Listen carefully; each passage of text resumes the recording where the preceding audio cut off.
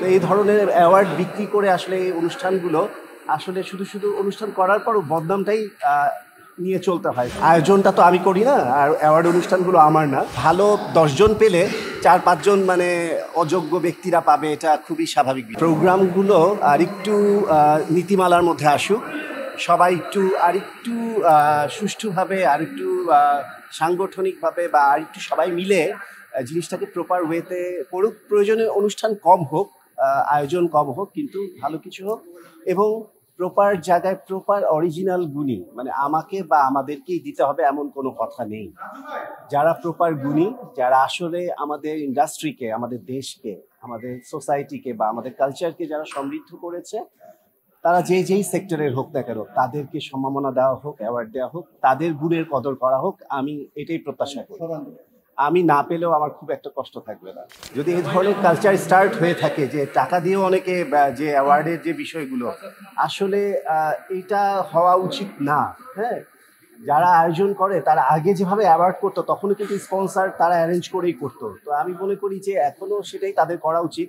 তো এই ধরনের অ্যাওয়ার্ড বিক্রি করে আসলে এই অনুষ্ঠানগুলো আসলে শুধু শুধু অনুষ্ঠান করার পরও বদনামটাই নিয়ে চলতে হয়। তো আমি মনে করি যে ব্যবসা তো সবাই করে, টাকা পয়সা সবাই কামাবে, কিন্তু এটারও একটা সিস্টেমেটিক ওয়েতে আসা উচিত। টাকা দিবে বলেই যাকে তাকে অ্যাওয়ার্ডটা না দেওয়া হোক, এবং অ্যাওয়ার্ড বিক্রি করতে গেলে আসলে যারা প্রপার ওয়েতে পাচ্ছে, যারা শিল্পী বা গুণীরা যারা পাচ্ছে, তারাও কনফিউশনে বা লজ্জায় পড়ে যায়। তাহলে কি মানুষ ভাবছে যে আমিও কি টাকা দিয়ে কিনেছি কিনা। সো এই বিষয়গুলো তখন অ্যাওয়ার্ড নিতে ইচ্ছে করে না, সত্যি কথা যেটা। সো এই বিষয়গুলো থেকে বের হয়ে আসতে হবে, এবং এই বিষয়গুলোর একটা সত্যি কথাই যেটা, একটা সবাই মিলে একটা নতুন সিস্টেমে আসতে হবে। অ্যাওয়ার্ড প্রোগ্রাম হোক, অনুষ্ঠান হবে, কিন্তু এই অ্যাওয়ার্ড দেয়া বা অ্যাওয়ার্ডের নমিনেশন বা আদার্স যে প্রোগ্রামের যে বিষয়গুলো, অর্গানাইজারদের যে অনুষ্ঠান মালা সাজানো, সেখানেও বেশ কিছু বিশৃঙ্খলা আছে। দেখা যাচ্ছে যে সবাই মিষ্টি বিতরণের মতো অ্যাওয়ার্ড দিতে থাকে। হ্যাঁ, মিষ্টি বিতরণের মতো না দিয়ে প্রত্যেকটা গুণী শিল্পী স্টেজে উঠবে, সে তার বক্তব্য প্রদান করবে, সম্মাননা গ্রহণ করবে, ধন্যবাদ জ্ঞাপন করবে, তারপর সে নামবে। কিন্তু সেই সুযোগটুকুও সে পায় না অনেক সময়, সে নেয় নামে। তো এই বিষয়গুলো আমার কাছে খুবই বিরক্তিকর লাগে।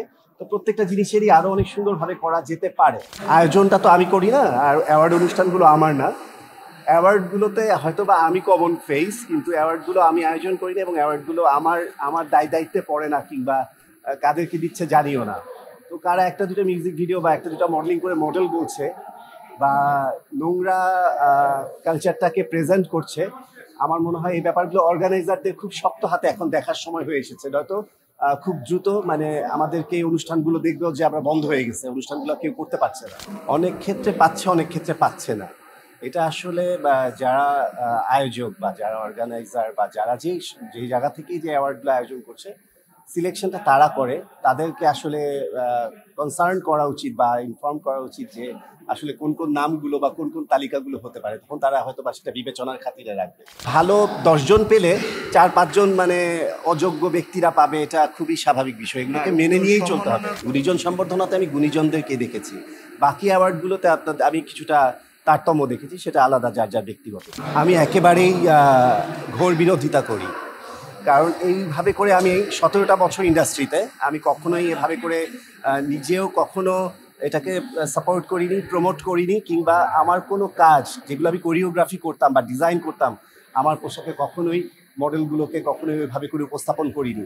আমি একটা কাজ করার সময় 10 বার চিন্তা করি যে বাইরের দর্শকের কথা আলাদা, আমি যে কাজটা করছি আমি কি আমার পরিবারকে দেখাতে পারবো কিনা স্বাচ্ছন্দ্যে।